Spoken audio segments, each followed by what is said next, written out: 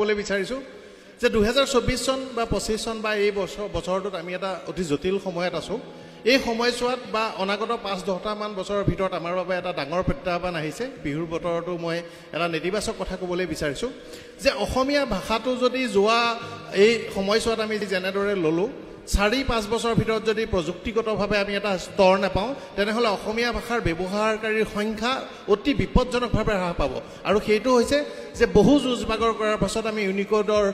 কোনো ধৰণৰ অনুমোদন নাপালো এতিয়া আমাৰ হাতত এটাই মাত্ৰ পথ খোলা আছে যেটো হৈছে ভাৰত চৰকাৰৰ দ্বাৰা ধ্ৰুপদী ভাষাৰ স্বীকৃতি আদায় কৰা আৰু ধ্ৰুপদী ভাষাৰ স্বীকৃতি আদায় কৰি ইউনিকোডৰ আমি এটা স্বীকৃতি পোৱা আৰু তাৰ পাছত অসমীয়া ভাষাক ইউনিকোড ভাষা ৰূপে AI কৃত্ৰিম বুদ্ধিমত্তা আৰ্টিফিচিয়েল ইন্টেলিজেন্সৰ সৈতে খাপ খাব পৰাকৈ যোগাৰ কৰি খাজু কৰি উলিওৱা আৰু তাৰ জৰিয়তে ট্ৰান্সলিটাৰেচন অন্যান্য ধৰণৰ প্ৰযুক্তিৰ ব্যৱহাৰ কৰা আৰু সেইটোৱে যদি আমি কৰিব নোৱাৰো তেনেহলে আমি প্ৰবল ইচ্ছা থকাৰ পাছত প্ৰবল স্বাভিমান থকাৰ পাছত প্ৰবল আমাৰ এই অসমীয়া ভাষাটোৰ প্ৰতি শ্ৰদ্ধা থকাৰ পাছতো আমি কিন্তু ভাষাটোৰ চৰ্চা কৰিব নোৱাৰিম কাৰণ দুটা কথা মনত ৰখা উচিত যে 4-5 বছৰৰ পিছত আমাৰ অসমৰ গাঁৱৰ স্কুলসমূহতো কম্পিউটাৰ টাইপিং আৰম্ভ হ'ব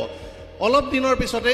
হয়তো আমি AI ৰ ব্যৱহাৰেৰে আমি কথা কম স্পিচ টু টেক্সট টেকনলজি আমাক লগা হ'ব অলপ দিনৰ পিছতে হয়তো এনেকুৱা হ'ব যে কৰবাত আমি এটা অডিও টেপ পাইছো তাক আমি অসমীয়াত নিলিখাকৈ আমি ট্ৰান্সলেট কৰি ল'ব পাৰিব লাগিব বা আমি ইংৰাজী বা বেলেগ ভাষাৰ এটা টেক্সট অসমীয়া কৰি ল'ব পাৰিব লাগিব কিন্তু অসমীয়া ভাষাটো এই প্ৰযুক্তিৰ সৈতে খাপ খাব পৰাকৈ হৈ থকা নাই আমি বহুত পিছ পৰি আছো আৰু ভাৰতীয় অন্যান্য ভাষাসমূহ ইংৰাজী ভাষা বা ফ্ৰেঞ্চ অন্যান্য ভাষাৰ কথা বাদেই দিলো ভাৰতীয় অন্যান্য ভাষাসমূহৰ তুলনাত আমি অতি পিছ পৰি অতি এক জটিল অৱস্থাত আছো আৰু যি জটিল অৱস্থাত আছো এই অৱস্থাৰে আমাৰ ভাষাটোৰ ভৱিষ্যত সুৰক্ষিত হৈ থাকিব নোৱাৰে কাৰণ যিদিনা উচ্চ শিক্ষাৰ বাবে আজি PhD থেসিস এখন কৰোঁতে সমগ্ৰ থেসিস এখন যদি অসমীয়াত লিখিব লাগে কিমান কষ্ট হ'ব আৰু কিমান স্নাতকোত্তৰ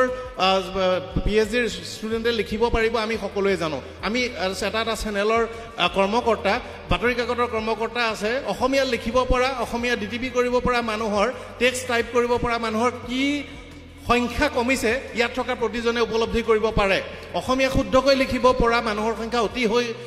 মানে বিপদজনকভাৱে কমিছে সেইটো আপোনালোকে আমাৰ চেনেলবোৰ আৰু পেপাৰবোৰ পঢ়িলে আপোনালোকে গম পোৱা হৈছে আৰু সেই বিপদটো হৈছে যে প্ৰযুক্তিৰ সহায় আমি পোৱা নাই আজি বেলেগত অটো স্পেল চেকাৰ আহিছে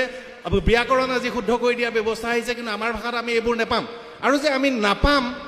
5 বছৰলৈও নাপাম কাৰণ আমি ইউনিকোড পোৱা নাই আমাৰ ট্ৰান্সলিটাৰেচন কোড নাহে আমি এটা পিছ দুৱাৰৰ ব্যৱস্থাৰে চলিবলৈ চেষ্টা কৰিছো যিটোৰ পৰা সফল নহয় আজি আপুনি এখন বাতৰি কাকতৰ কথাকে মই কওঁ আজিৰ পৰা 50-70 বছৰৰ বাতৰি কাকত এখন আপুনি ইন্টাৰনেটত টাইপ কৰি বাতৰিটো পাব পাৰে আমাৰ এতিয়াও আমি বাতৰি কাকতসমূহ যিবোৰ ফণ্টত দিছো সাৰ্চ ইঞ্জিন কম্পিটেবল নহয় আৰু তেনেকুৱা এটা সময়ত আপোনাৰ মোৰ সন্তানে যেতিয়া লিখিবৰ সময়ত কম্পিউটাৰত লিখিবৰ সময়ত ভৱিষ্যতে অত্যাধুনিক প্ৰযুক্তি আৰু ইয়াৰ সফটৱেৰছ আৰু ইয়াৰ হাৰ্ডৱেৰছৰ সৈতে কম্পিটেবল এটা ভাষা লিখিবৰ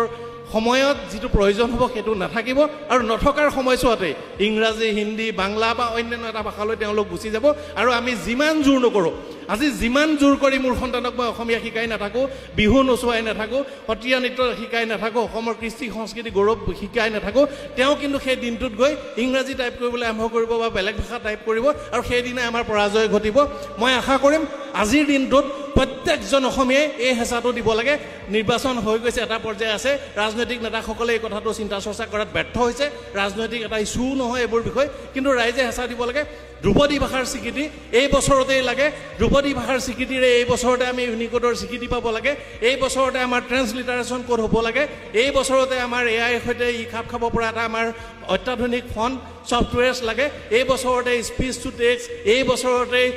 টেক্সট ৰিকগনাইজেশ্যন OCR ইত্যাদি কামবোৰ হৈ যাব লাগে কিছু হৈছে কিন্তু পিছ দুৱাৰে হৈছে গতিকে সেইখিনি কৰিবৰ কাৰণে সকলোৱে মাত মাতক সেইটো আহ্বান জনালো এই সুবিধা দিয়াৰ কাৰণে সকলোকে ধন্যবাদ জনালো কৃতজ্ঞতা জনালো পুনৰ এবাৰ নতুন বছৰৰ শুভেচ্ছা জনাই মোৰ বক্তব্য সামৰণি মাৰিলো ধন্যবাদ